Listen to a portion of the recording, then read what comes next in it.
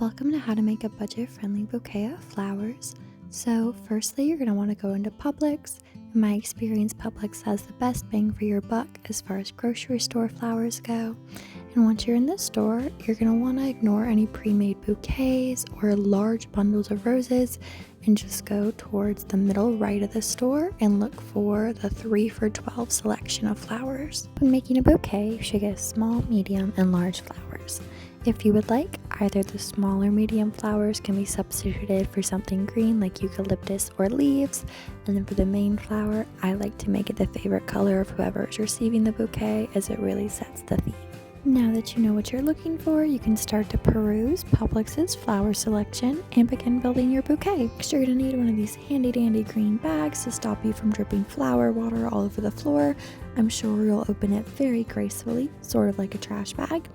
And then now you can see that I picked these pink roses for my main flower, these other pink flowers for my medium one, bonus because they had some green, and these small white flowers. I wanted to make sure everything looked nice together, and so I gave it a little spin. I ended up switching out my roses for multicolored ones instead because I thought they looked better. And then I checked out, and you can see my total ended up only being about $12.64 for the whole bouquet, which is pretty good. Now that you have purchased your flowers, it is time to put them in an actual bouquet.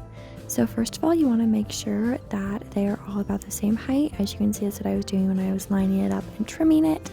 And you're going to go through and you're going to take off any leaves that would be in the bottom 2/3 of the vase. Or honestly, I like to take off leaves that are just ugly too. If they're a little bit dead, you don't need them and they need to go. Now for some flowers, you won't have to cut off leaves, but you might have to detangle them like I did with these flowers, which just takes a little bit of time and patience. Now it's time to actually compare your flower height to the vase once again. So you're going to want the flower to be at a little bit of an angle and have about 2 to 3 inches from the top of the vase to the flower head. And when you trim your flowers, cut them up at an angle so that water can get into the flowers and hydrate them. Now you're going to grab one flower from each of the 3 flower categories and stick it together in the vase.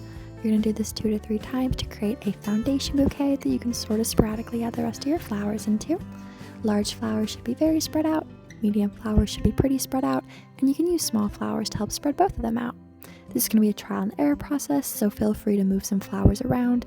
And also remember, no one is perfect and no one's going to be measuring the distance between your flowers. I'm adding a little packet of flower food that comes with the flowers into the vase with some water before putting them back in so that they live longer. Now grab some satin ribbon, which you can get from Dollar Tree, cut each edge at an angle and burn them with lighter so that they don't fray, and tie it in a cute little bow around the vase. And that's it. Great job. Now you've made a budget-friendly bouquet of flowers.